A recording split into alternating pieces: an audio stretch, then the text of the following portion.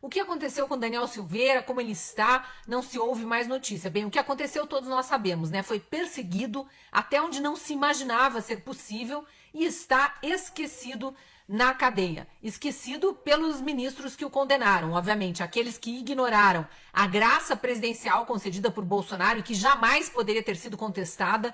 É um benefício que o presidente da República tem o direito de conceder a quem ele quiser. Vamos lembrar, Dilma liberou José Dirceu da cadeia, condenado a quase 40 anos de prisão, e ela liberou e ninguém sequer contestou. Daniel Silveira não tinha...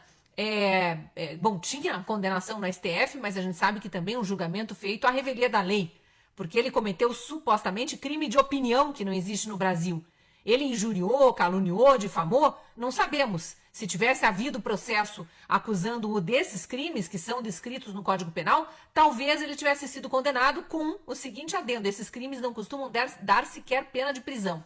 São penas alternativas que o juiz sentencia ali pessoas condenadas por esses crimes. Mas ele não foi julgado por esses crimes. Ele gravou um vídeo, um flagrante perpétuo, segundo Alexandre de Moraes, embora tenha sido retirado do ar imediatamente, em que ele falava palavras agressivas contra o STF e ministros do STF. E vamos relembrar o contexto. Ele, como policial de carreira, não se conformava que o ministro Edson Fachin, lá no início da pandemia, tivesse proibido operações policiais nos morros do Rio de Janeiro, dizendo que isso era uma medida sanitária, aliás, até hoje não revogada.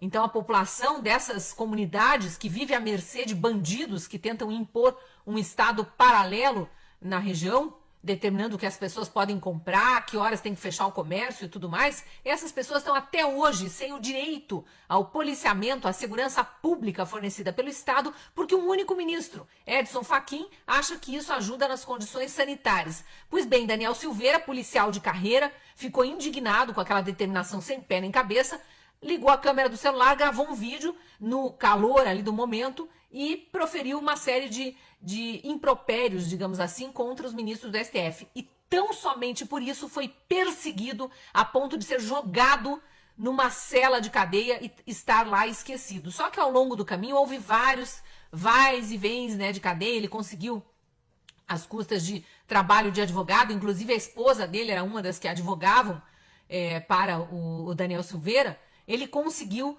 a prisão domiciliar, que é muito diferente disso que a gente tem visto com os réus do 8 de janeiro. Esses réus, quando são soltos, são obrigados a ficar com tornozeleira, né, respeitar restrições absurdas também, mas eles podem, de alguma forma, ir e vir. Alguns, a duras penas, estão conseguindo até trabalhar. Daniel Silveira foi para a prisão domiciliar sem o direito sequer de colocar o pé para fora de casa. Era prisão mesmo, do quarto para a sala, para a cozinha, para o banheiro, não mais do que isso. E aí o que o advogado fez agora, depois que já passou aquele julgamento absurdo, em que ele foi acusado e condenado a 9 anos de cadeia pela quase unanimidade dos ministros ali, né? Nunes Marques, que votou pela absolvição por penas alternativas, e André Mendonça por uma pena um pouco menor. Os outros todos foram com o relator Alexandre de Moraes e condenaram a 9 anos de prisão por suposto ato antidemocrático, atentado contra o Estado de Direito, esses mesmos crimes aí genéricos que estão sendo jogados nas costas dos presos do 8 de janeiro. Só que Daniel Silveira já cumpriu um sexto da pena e teria direito à progressão de regime, como todos os presos do país têm. A gente não concorda, acha absurdos esses benefícios, mas é a lei e ela precisa ser cumprida.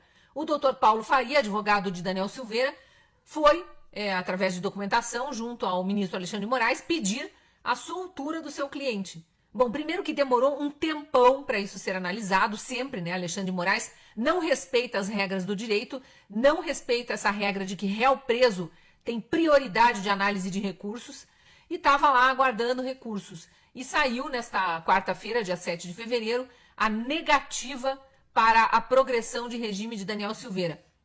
Segundo o advogado, Dr. Paulo Faria, Alexandre de Moraes não considerou 100 dias de prisão domiciliar, disse que Daniel Silveira precisaria ficar mais dias na prisão para completar um sexto da pena. Já passaram mais 100 dias, mas Alexandre de Moraes não quer saber de soltar. Agora, a alegação foi a de que ele não pagou a multa. Só que a PGR, a Procuradoria-Geral da República, que é o autor da ação penal, não cobrou a multa até hoje, a multa que foi imposta a Daniel Silveira. Então, como é que você paga uma multa que não está sendo cobrada de você?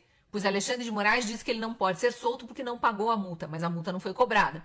E aí, Paulo Faria, o advogado de Daniel Silveira, anexa um outro documento aí, ó, uma outra análise para Alexandre de Moraes fazer, que é o seguinte: há uma jurisprudência dentro do próprio STF de que réu que não tem nenhuma condição financeira para pagar uma multa que está sendo imposta, terá essa multa perdoada. Isso é jurisprudência, vale como lei, foi decidido pelo STF anos atrás em relação a uma causa semelhante.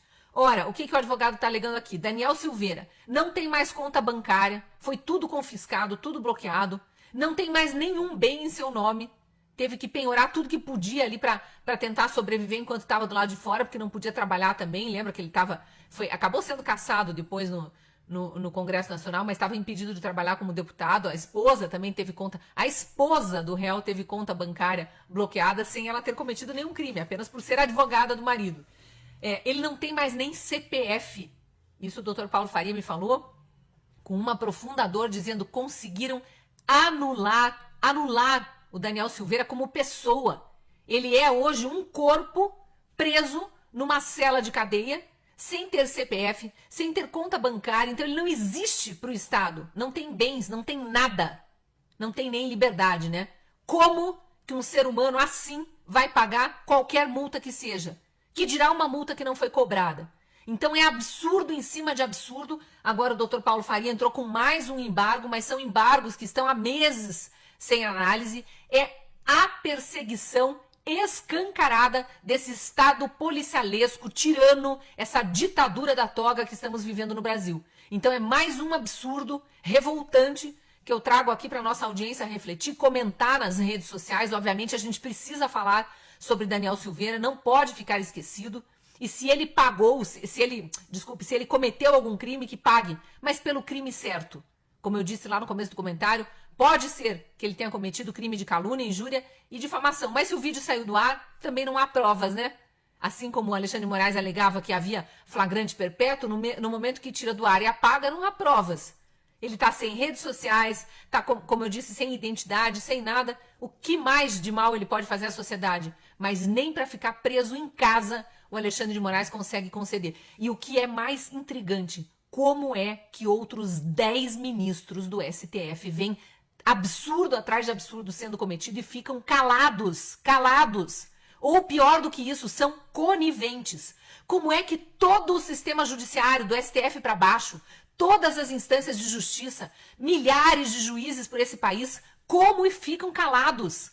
Quando nós vamos pôr fim a essa ditadura da toga do Brasil? E para finalizar, porque não podemos deixar de falar dele, até quando Rodrigo Pacheco, o capacho de Lula, o capacho do judiciário, vai continuar calado? Até fecharem de vez o legislativo? Porque já anularam também o legislativo. E ele, presidente do Congresso Nacional, nada faz. São mais de 60 pedidos de impeachment de ministros do STF que desrespeitam a Constituição brasileira, que cometem ilegalidades, abuso de poder, e o Rodrigo Pacheco finge que não vê.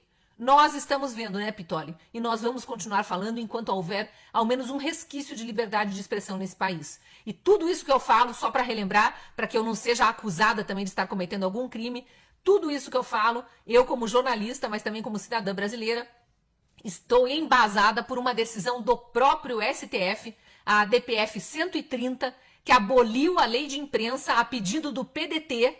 Isso lá nos anos de 2007, 2008, julgou essa DPF e por unanimidade percebeu que a lei de imprensa que estava em vigor naquele momento dava margem para uma certa censura e que a Constituição de 88, que era muito posterior à lei de imprensa e que tinha poder maior, né, em termos de legislação, preservava a liberdade de expressão e a liberdade de imprensa. Portanto, eu, você, Pitoli, nossos colegas aí de bancada e todo cidadão brasileiro que queira falar está garantido pela ADPF 130, que confirmou a validade dos artigos que garantem liberdade de expressão e liberdade de imprensa no Brasil. Precisamos falar sobre tudo isso para que eles não joguem para baixo do tapete e depois venham nos acusar de coisas que não fizemos.